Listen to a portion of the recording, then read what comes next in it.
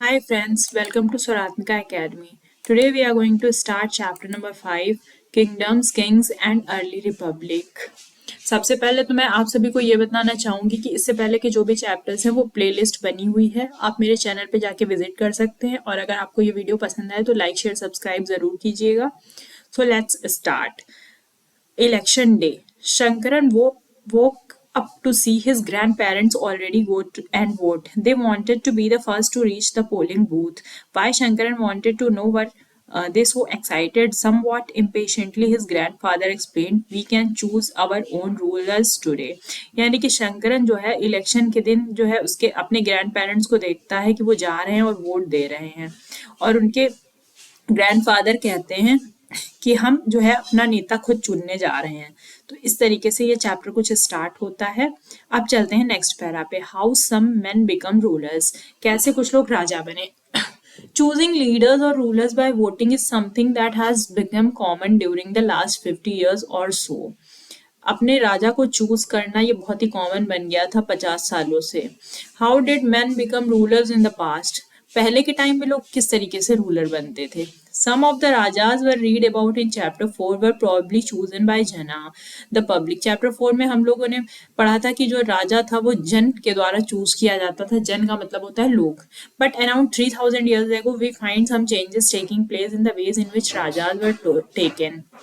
3000 साल पहले हमें ये ऐसा पता चलता है कि उस तरीके से किस तरीके से राजा जो है चूज किए जाते थे. Some men's now become reorganised and rajas by performing very big sacrifices.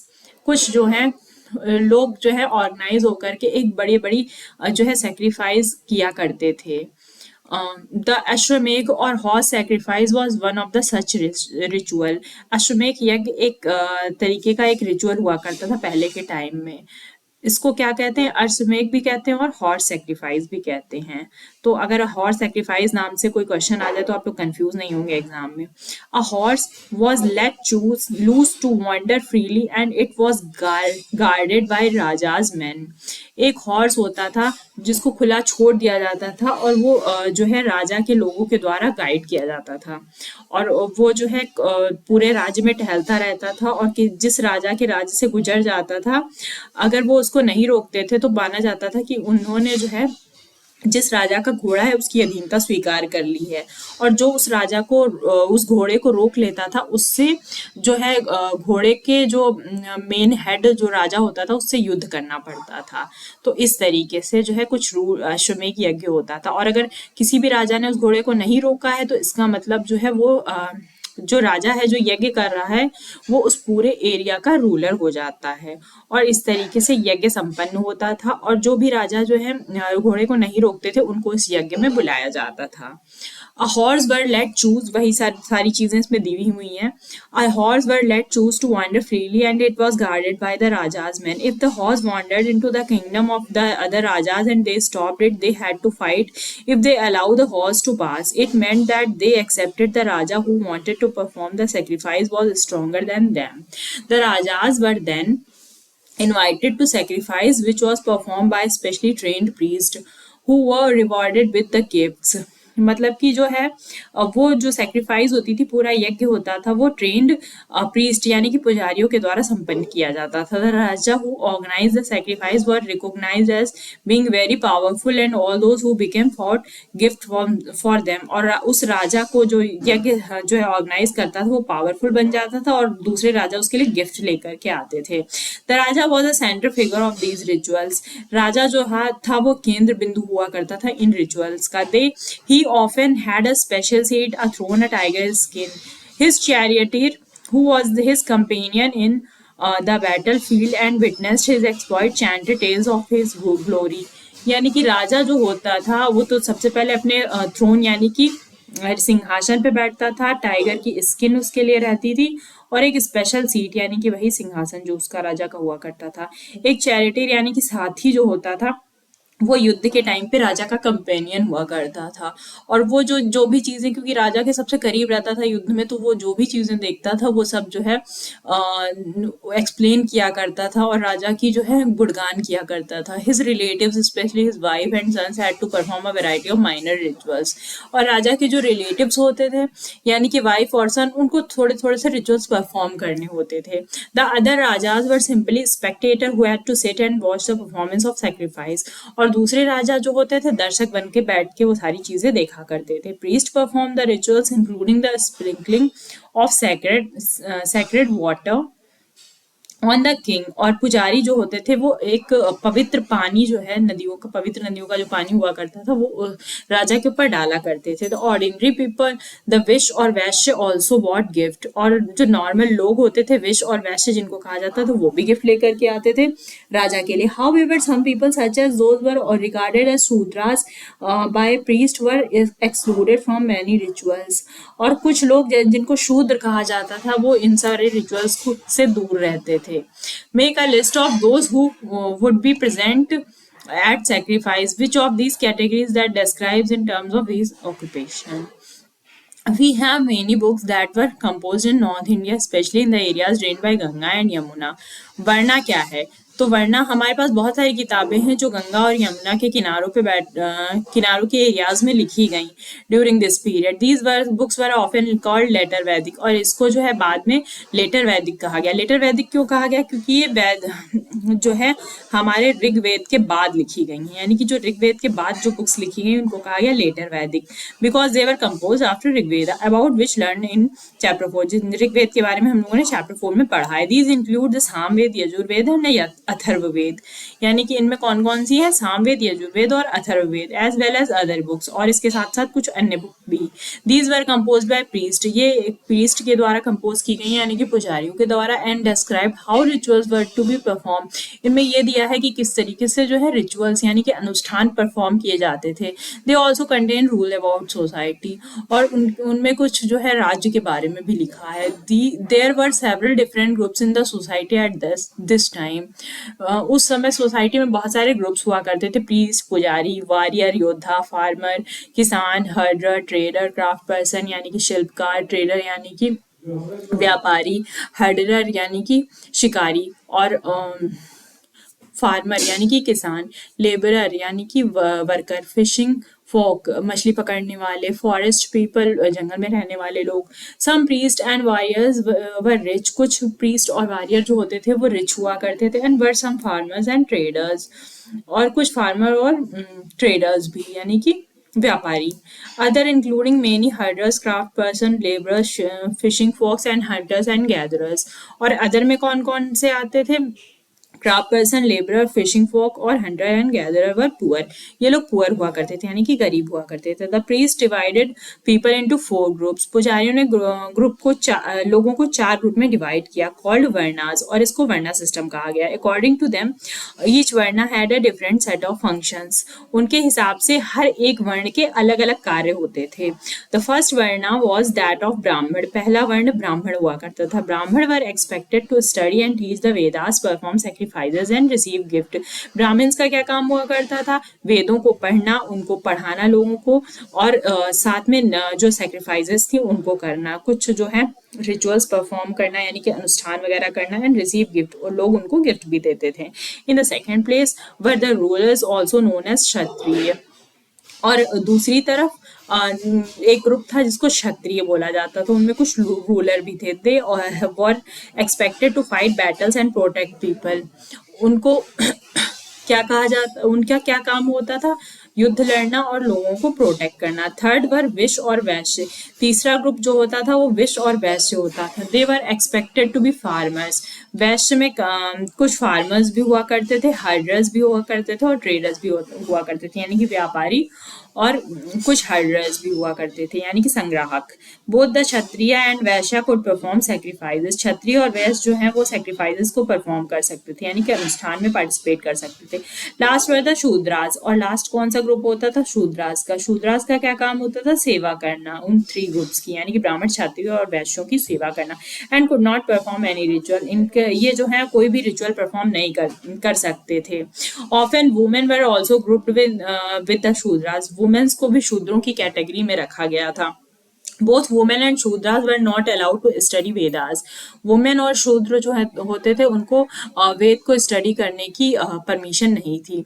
The priest also said that this group were decide on the basis of birth, पुजारियों ने ये भी कहा कि ये जो ग्रुप्स थे वो ऑन द बेसिस ऑफ जन्म के बेसिस पे जो है कैटेगराइज किए गए, जैसे कि ब्राह्मण का बेटा ब्राह्मण ही होगा, क्षत्रिय का बेटा क्षत्रिय होगा, वैश्य और शूद्रास का बेटा वैश्य शूद्र ही होगा। For example, if one's father and mother were Brahmins, one could automatically become a Brahmin and so on. Later they classified some people as untouchable, और उसके बाद उन्होंने कुछ लोगों को जो है untouchables की कैटेगरी में रखा। ये untouchable कौन होते थे? These included some craftsperson, hunter and gatherers as well as people who helped perform burials and cremations, यानी कि कुछ क्राफ्ट पर्सन यानी कि कुछ ऐसे शिल्पकार, कुछ हंटर्स शिकारी, कुछ गैदरर्स जो अनाज और साथ ही फल कंद मूल ये सारी चीजें इकट्ठा करते थे वो, और कुछ लोग जो है बरियल्स परफॉर्म करते थे यानी कि लोगों को दफनाना और जलाने की क्रिया में जो काम करते थे उन सबको अनटचेबल कहा गया। The priest said that contact with these groups were polluting, पुजारियों ने ये कहा कि इन लोगों से कॉन्टेक्ट रखने से जो है जो इंसान इनसे टच करेगा वो पोल्यूट हो जाएगा यानी कि अशुद्ध हो जाएगा। Many people did not accept the system of varna laid down by the Brahmins, बहुत से लोगों ने ब्राह्मणों के द्वारा ये जो वर्ना सिस्टम रखा गया है इसको एक्सेप्ट नहीं किया। Some kings thought that they were superior to priest, राजाओं ने कहा कुछ राजाओं ने कहा कि वो पुजारियों से ज्यादा सुपीरियर हैं। Other felt that birth could not be the basis of deciding which varna people belong to, दूसरों ने कहा कि बर्थ जो है जन्म इसका बेसिस नहीं होना चाहिए वर्ना सिस्टम का। Beside some people felt that should be no difference among the people based on occupation, कुछ लोगों ने कहा कि ऑक्यूपेशन के बेसिस पे लोगों में डिफरेंस नहीं होना चाहिए। And others felt that everybody should be able to perform rituals, and कुछ लोगों ने क्या कहा कि सभी लोगों को अनुमति होनी चाहिए इन सारे रिचुअल्स को परफॉर्म करने की। And others commended that the practice of untouchability, और कुछ लोगों ने जो है इसको सपोर्ट भी किया। Also there were many areas in subcontinent such as north east where the social and economic differences were not very sharp and where the influence of priest was limited, यानी कि कुछ ऐसे areas भी थे सब continent में सच as north east में जहाँ पर सोशल और इकोनॉमिक डिफरेंस जो होते थे वो इतने शार्प नहीं होते थे और पुजारियों का जो है इन्फ्लुएंस बहुत ही लिमिटेड हुआ करता था। Why did people oppose the system of varnas, तो ये हमारे ऊपर जो है बहुत सारे रीजन दिए गए हैं कि जिसकी वजह से लोगों ने वर्ना सिस्टम को अपोज किया। उसके बाद आते हैं जनपदास पे, ये एक पेंटेड ग्रे वेयर दिया हुआ है जो उस टाइम का बर्तन हुआ करता था जिसपे इस तरीके से कुछ डिजाइन्स बनी हुई हैं और ये मिट्टी का बना होता था। उसके बाद नेक्स्ट पैरा पे चलते हैं janapadas. The rajas who perform these big sacrifices were now recognised as the being raja of mahajanapada rather than janas, यानी कि जो राजा होते थे वो इतनी बड़ी बड़ी जो अनुष्ठान किया करते थे उनको जो है लेटर ऑन क्या कहा जाने लगा, जनपदों के राजा कहा जाने लगा। The word janapada literally means the land where the jana set its foot and settle down. जन किसको कहा गया? ऐसी जगह को जहाँ पर लोगों ने अपने पैर रखे और वहाँ पे वो सेटल हो गए। Some important janapadas are shown in map 4, अभी हम लोग नीचे देखेंगे map number 4। Archaeologist have excavated the number of settlements and in these janapadas such as Purana Qila in Delhi, Hastinapur in Meerut and Atranji Khera in Etah, यानी कि आर्कियोलॉजिस्ट ने जो है कुछ जगहें खोज निकाली हैं जनपदों की सच एज दिल्ली का पुराना किला, हस्तिनापुर का मेरठ और अतरंजी खेड़ा जो कि एटा के पास यूपी में जो है सिचुएटेड है। They found that the people lived in huts, उन्होंने पाया कि लोग झोपड़ियों में रहते थे, कीप कैटल, जानवरों को अपने साथ रखते थे, और बहुत सारे मवेशियों को। They also grew a variety of crops, और वो बहुत सारी फसलें उगाते थे, such as rice, wheat, barley, pulses, sugar cane, sesame and mustard. In is there a crop in this list that were not mentioned in chapter 3? तो इसमें कौन कौन सी चैप्टर 3 में पाई गई थी क्रॉप्स? जो है राइस पाया गया था, वीट, बार्ले, ये सब भी था, पल्सेस भी थी, शुगर केन नहीं था, सेसमे भी था, और मस्टर्ड नहीं था। चलते हैं नेक्स्ट पैरा पे। दे मेड अर्थन पॉट, जनपदों के लोगों ने क्या बनाया? अर्थन पॉट, यानी कि मिट्टी के बर्तन, जो कि हम लोगों ने ऊपर फिगर में देखा हुआ है, कुछ इस तरीके के मिट्टी के बर्तन बनाए। पेंटेड ग्रेवेयर इनको बोलेंगे। Some of these were grey in colour, इनमें से कुछ जो थे ग्रे कलर के थे और कुछ जो थे वो रेड कलर के थे। One special type of pottery found at the sites is known as painted grey ware, तो वहाँ की स्पेशल पॉटरी फाइंड आउट हुई जिसको क्या कहा जाता है? Painted grey ware. As the obvious from the name, these grey pots were had painted designs, usually simple lines and geometric patterns, यानी कि जैसा कि इस पे नाम से ही पता चलता है कि इसमें कुछ डिजाइन और पैटर्न हुआ करते थे ग्रे कलर पे, जो कुछ कुछ इस तरीके से दिखते थे, जो कि ज्योमेट्रिकल पैटर्न हुआ करते थे। महाजनपदास, अब महाजनपदास के बारे में पढ़ेंगे। 2500 साल पहले some janapadas became more important than others and were known as mahajanapadas, कुछ जनपद जो थे वो दूसरों से ज्यादा इंपॉर्टेंट हो गए और उनको क्या कहा गया? महाजनपद कहा गया। Some of these are shown on the map. 4. Most Mahajanpadas has a capital city. Many of these were fortified. This means that huge walls of wood, brick and stone were built around them. कुछ जनपदास जो थे वो उनकी एक capital हुआ करती थी और कुछ जो थे वो फोर्टिफाइड हुआ करते थे। फोर्टिफाइड का मतलब होता था उनके चारों तरफ बाउंड्री बनी होती थी। बाउंड्री किस चीज की बनी होती थी? वुड की, ब्रिक्स की, स्टोन की, यानी कि लकड़ी, ईंट और पत्थरों की बनी हुआ करती थी। तो ये मैप में जो है कुछ जनपद दिए गए हैं, इनको देखते हैं। महाजनपद गंधार, तक्षशिला, हस्तिनापुर, पांचाल, कौशल, वैशाली, वज्जी, मगध, अंग, कौशाम्बी, राजगृह, अवंती, उज्जैन, यानी कि कुछ यहाँ पे जो है महाजनपदा दिए गए हैं।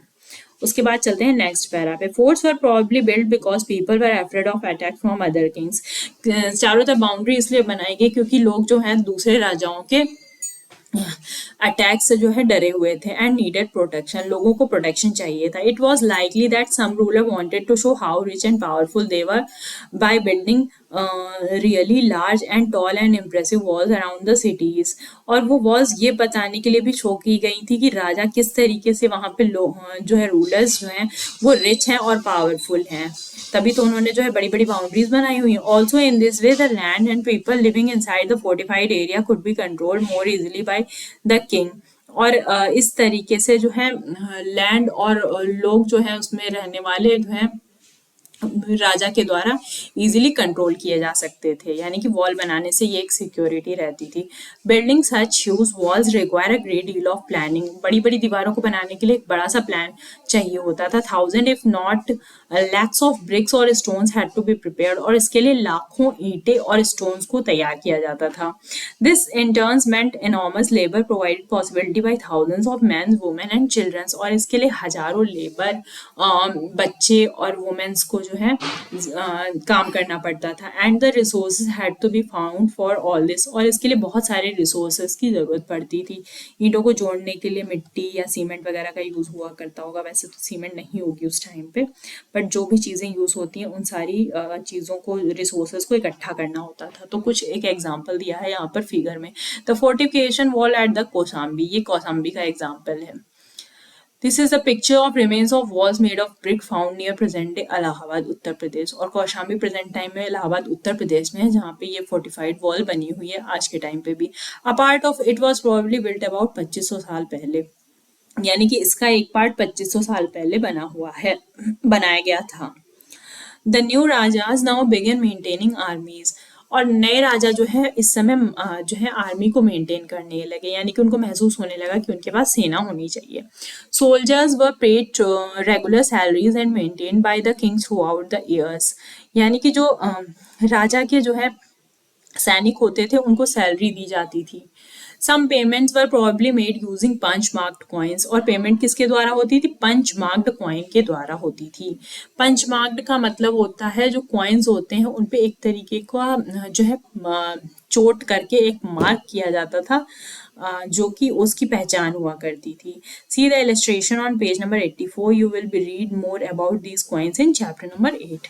List two ways in which the rajas of mahajanapada were different from mention in Rigveda. तो ऋग्वेदा में जो राजा मेंशन है उससे महाजनपदास के राजा किस तरीके से डिफरेंट होते थे. उनके पास आर्मी नहीं होती थी ऋग्वेद वाले राजाओं के पास, उनके पास बड़े बड़े से जो है महल नहीं हुआ करते थे, फोर्टिफाइड वॉल्स नहीं हुआ करती थी, उन वो सैनिक नहीं रखते थे और उनको रेगुलर सैलरी नहीं देते थे, वो टैक्सेस नहीं कलेक्ट किया करते थे. तो ये सारे ह्यूज डिफरेंस है. टैक्सेस, अब टैक्सेस के बारे में पढ़ेंगे यानी कि कर. At the rulers of mahajanapadas were building huge forts, maintaining big army, they needed more resources. यानी कि जो महाजनपदा के राजा थे उन्होंने बड़े बड़े महल बनवाए और बड़ी बड़ी आर्मी इकट्ठा की, तो उन्हें बहुत सारे रिसोर्सेज की जरूरत पड़ी. Then they needed officials to collect these, और इस तरीके से उन्हें कुछ ऑफिशियल्स भी चाहिए होते थे, यानी कि कुछ लोग भी चाहिए होते थे इस टैक्स को कलेक्ट करने के लिए. So instead of depending on occasional gift brought by people as the case of raja of the janapada, they started collecting regular taxes. यानी कि इनिशियली वो जो है लोगों के द्वारा दिए गए गिफ्ट पे डिपेंड होते थे, बट धीरे धीरे उन्होंने जो है टैक्सेस को कलेक्ट करना स्टार्ट कर दिया क्योंकि उनको पैसे की जरूरत हुआ करती थी. Taxes on crops were most important. Crops पे टैक्स जो होते थे इंपॉर्टेंट हुआ करते थे. This was because most people were farmers, क्योंकि पहले के टाइम में बहुत सारे लोग जो है ज्यादातर फार्मर हुआ करते थे. Usually the tax was fixed at 1/6 of what was produce. यानी कि एक जो था यूजुअली फिक्स अमाउंट था 1/6, जो क्रॉप प्रोड्यूस होती थी उसका 1/6 जो है राजा को टैक्स पे करना पड़ता था फार्मर के द्वारा. दिस वॉज नोन एज भाग और शेयर. इसको क्या कहते थे, भाग या फिर share. There were taxes on craft persons as well. शिल्पकारों पर भी टैक्स हुआ करता था. These could have been in form of labor. और ये जो होता था काम के रूप में होता था, यानी कि राजा के घर में यानी कि राजा के एरिया में जो है उस शिल्पकार को एक दिन काम करना पड़ता था महीने में, यानी कि वो इस तरीके का टैक्स हुआ करता था. अगला पॉइंट है, herders were also expected to pay taxes in forms of animals and animal produce. Herders जो होते थे, संग्राहक होते थे, उनको नहीं, जो जानवरों को पालते थे उनको जो है एनिमल और एनिमल प्रोड्यूस के रूप में जो है टैक्स पे करना पड़ता था. There were also taxes on goods that were bought and sold through trade. और जो है लोगों को ट्रेडर्स जो होते थे, व्यापारी होते थे, उनको किस फॉर्म में टैक्स देना पड़ता था, जो उन्होंने गुड्स जो है बेचे होते थे उनके फॉर्म में. The hunters and gatherers also had to produce forest produce to raja. और हंटर और गैदरर्स को जो है फॉरेस्ट से जो प्रोडक्शन हुई होती थी उनकी फॉर्म में कुछ राजा को देना होता था. What do you think would have been provided by hunters and gatherers. आपको क्या लगता है हंटर्स और गैदरर्स क्या देते होंगे. तो जानवरों को मार के उसका जो है फ्लैश और जानवरों की स्किन. और गैदरर्स क्या देते होंगे, जो कि उन्होंने फॉरेस्ट से कलेक्ट किया होता होगा, कुछ फ्रूट्स होते होंगे, कुछ वेजिटेबल्स होती होंगी, इसी की फॉर्म में जो कुछ भी कलेक्ट होता है उसमें से कुछ राजा को टैक्स देना होता था. Changes in agriculture. एग्रीकल्चर में क्या क्या चेंजेस हुए. There were 2 major changes in agriculture around this time. One was growing use of ploughshares. उस समय एग्रीकल्चर में 2 मेजर चेंजेस हुए, एक तो प्लोशेयर्स और दूसरा ट्रांसप्लांटिंग. प्लोशेयर क्या होता था, हल का प्रयोग होने लगा जिससे जो है जमीन में बहुत गहरी खुदाई की जाने लगी. और ट्रांसप्लांटिंग क्या होता था, अनाज को फिर से बोना. यानी कि धान की फसल आपने देखी होगी, खेतों में बीज डाल दिए जाते हैं और वो अनइवन अलग अलग तरीके से एक जगह पे ढेर सारे उगाते हैं और उसके बाद खेतों में पानी इकट्ठा करके बाद में एक एक को अलग अलग लाइन से लगाया जाता है. यानी कि क्रॉप को एक बार ग्रो करके दोबारा से अच्छे से लगाना ताकि अच्छी फसल उपज सके. तो यही पढ़ते हैं हम लोग पैरा में. One was the growing use of iron plowshares. This meant to the heavy claying soil could be turned over better with the good plowshare, so that more grain could be produced. Second, people began transplanting paddy. और लोगों ने धान उगाना शुरू किया किसके through, transplanting के through, जो हमने अभी प्रोसेस बताया था कि 2 बार उगाना. This meant that instead of scattering seed on the ground from which plants would sprout, saplings were grown and then planted into fields. This led to increased production. और इस तरीके से प्रोडक्शन बढ़ा, यानी कि फसलें ज्यादा उगने लगी as many more plant survived however it was back breaking work generally slave man and women dasa and dasis and landless agriculture labourers कामगार had to do this work और जनरली स्लेव्स जो होते थे जो दास होते थे मैन और वुमेन और लैंडलेस एग्रीकल्चर लेबर होते थे जो कर्मकार होते थे वो उनको जो है इस तरीके का काम करना होता था. Can you think that why kings को वुड इनकरेज द चेंजेस? आपको क्या लगता है कि इन राजाओं ने इस तरीके का चेंज किया क्यों इनकरेज किया होगा? क्योंकि इन दो चेंजेस से बेसिकली गहरी खुदाई और जुताई करने के लिए हल और ट्रांसप्लांटिंग यानी कि फसलों को दो बार जो है अच्छे से बोना उगाना इससे जो है उनकी फसलें जो है बहुत ज़्यादा पहले से इम्प्रूव हो गई होंगी और खेती में बहुत सारे जो है बेनिफिट्स देखने को मिले होंगे यानी कि ज्यादा अनाज प्रोड्यूस होता होगा. The closer book Magadha. अब मगध के बारे में पढ़ेंगे. Find Magadha on map number 4.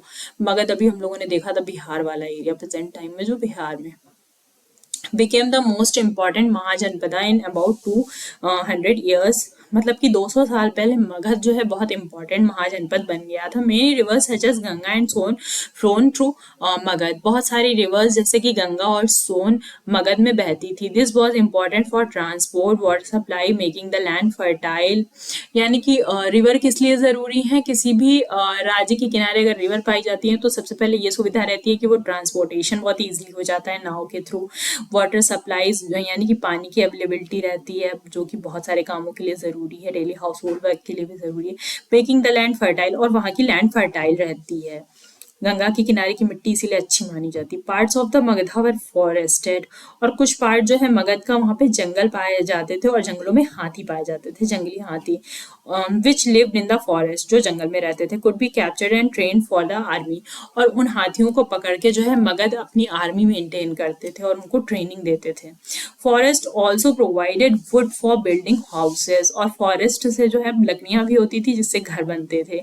Cart and chariot. कुछ गाड़ियां भी बनाई जाती थी और कुछ रथ भी बनाए जाते थे. Because there were iron ore mines and region that could be tap to make strong tools and weapons. और एक इम्पॉर्टेंट पॉइंट मगध का ये था कि वहां पे आयरन माइंस पाई जाती थी जिससे आयरन निकाल के उससे वेपन्स और टूल्स बनाए जाते थे. यानी कि मगध पावरफुल क्यों था उसके बहुत सारे रीजन हुआ करते थे. गंगा और सोन नदी के किनारे था. फॉरेस्ट पाए जाते थे और लोहे की चीजें यानी कि आयरन माइंस पाई जाती थी जिससे लोहे की बहुत सारी चीजें बनाई जाती थी.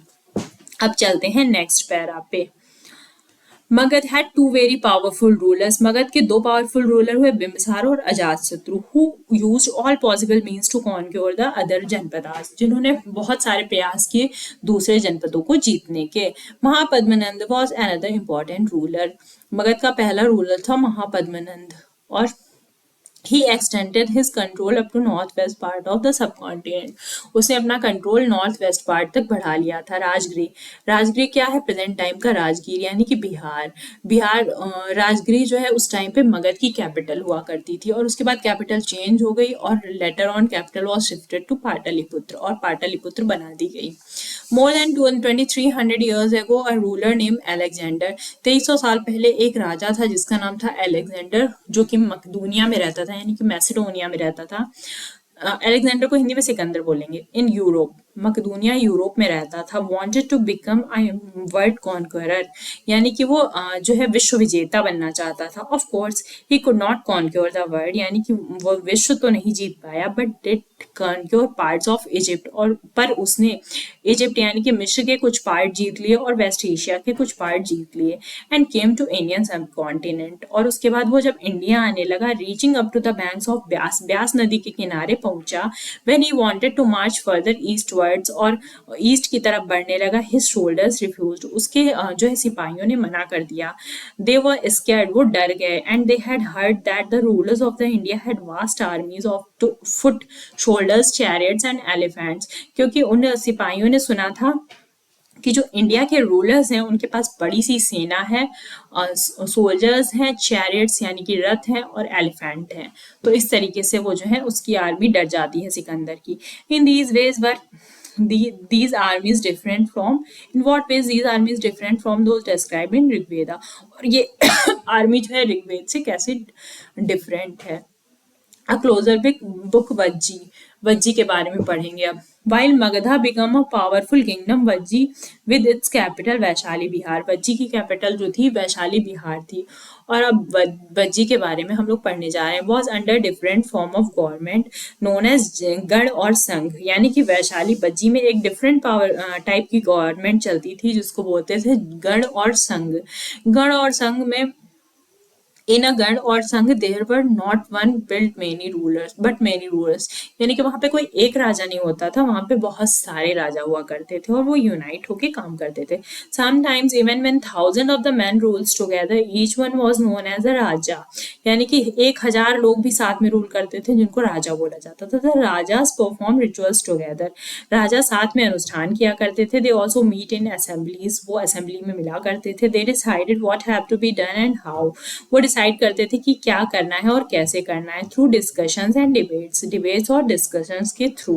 For example if they were attacked by enemy they met to discuss what should be done to meet the threat, यानी कि अगर किसी एनिमी शत्रु ने अटैक कर दिया है तो वो किस तरीके से जो है उनसे जो है एक साथ में मिलके डिसाइड करते थे कि किस तरीके से एनिमी से निपटा जाए।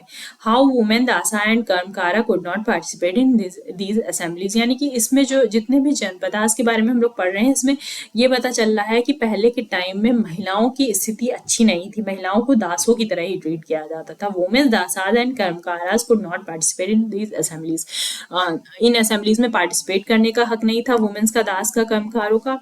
और वुमेन्स को जो है बहुत सारे, हम लोगों ने इससे पहले भी पढ़ा, जो है जनपदों में उनको रिचुअल्स में पार्टिसिपेट करने का भी अधिकार नहीं था।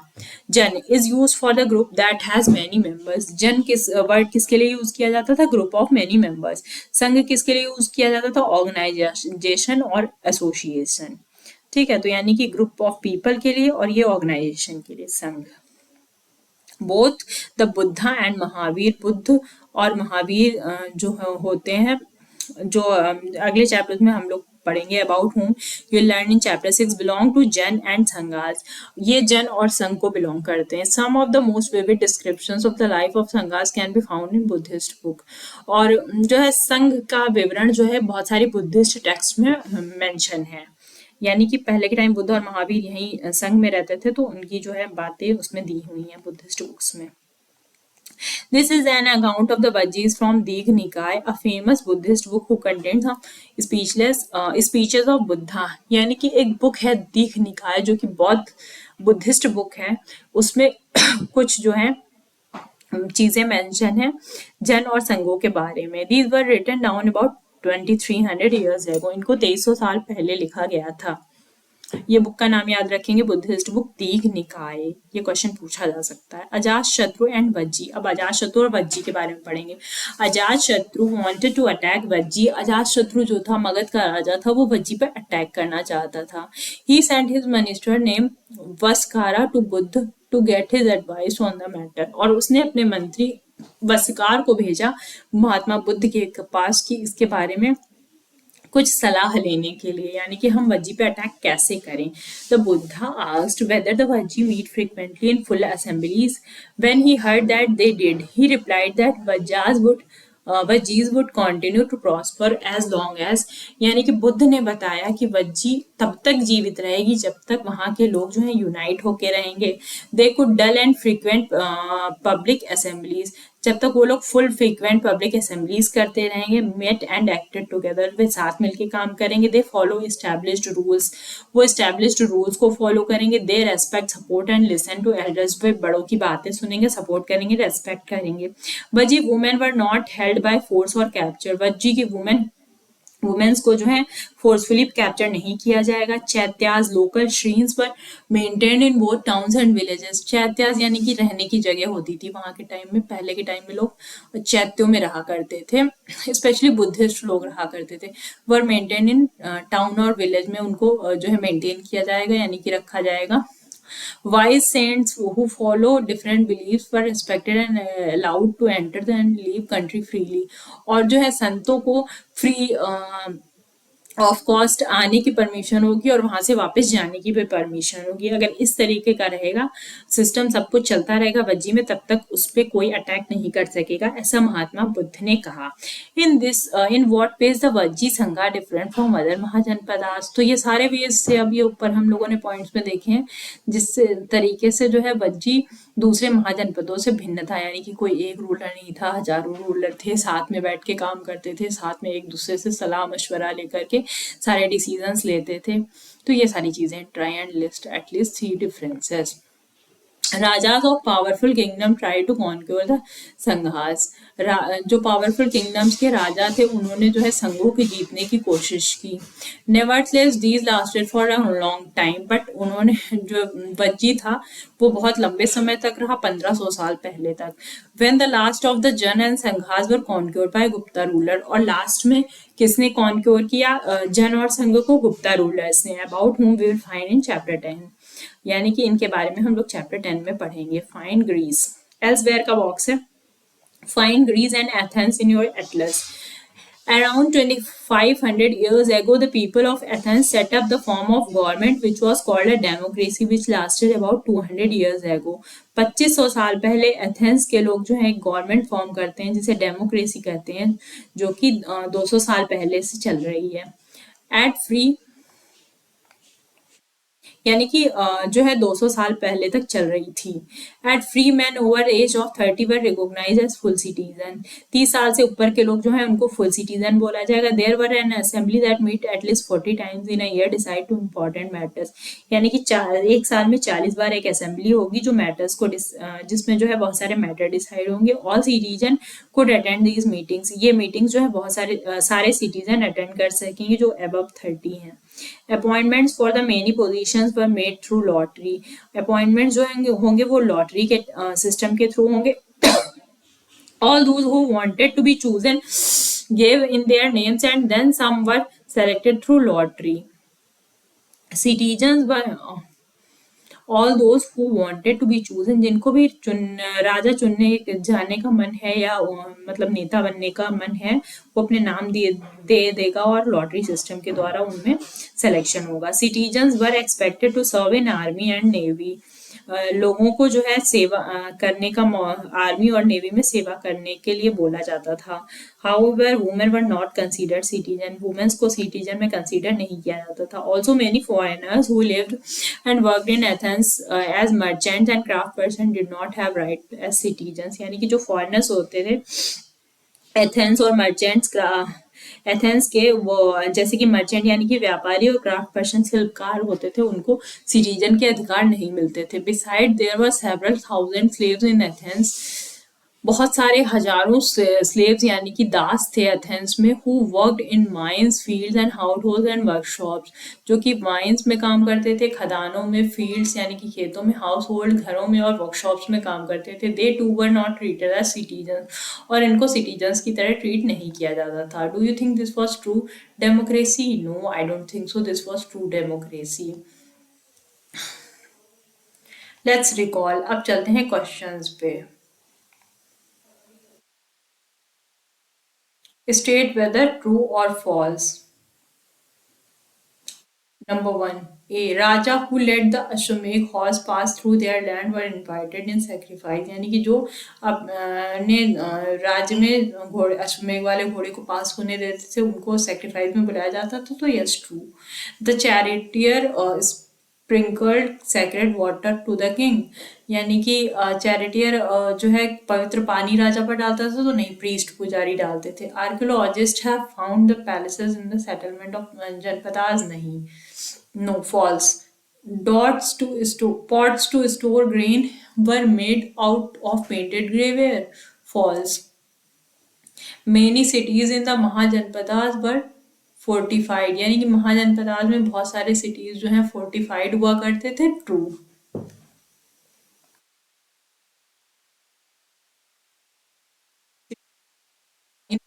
वर 45 ट्रू।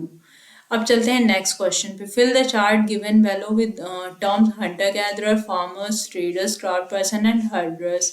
अब इसमें जो लोग टैक्स पे करते थे उनको इसमें लिखना है। तो हंटर गैदरर्स को छोड़ के लगभग सभी टैक्स पे करते थे। फार्मर, ट्रेडर, क्राफ्ट पर्सन और हर्डर्स, ये सभी जो हैं टैक्स पे करते थे। Who were the groups could not participate in assemblies of janas, women और दास। देन आता है next question, why did the Raja of Mahajanapada build forts.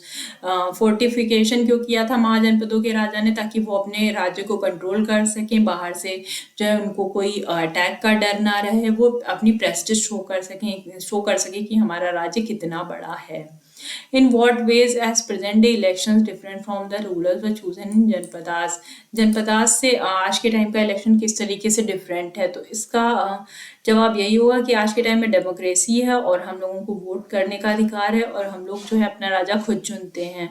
और पहले के टाइम में जो है ऐसा नहीं हुआ करता था, वहाँ पे एक रूलर होता था जिसकी बात सबको माननी होती थी। रूलर एक अपना टैक्स कलेक्ट करता था जिसके थ्रू पूरा राज्य चलता था। So that's all for today's videos. Do like, share, subscribe if you find this video helpful, and thanks for watching.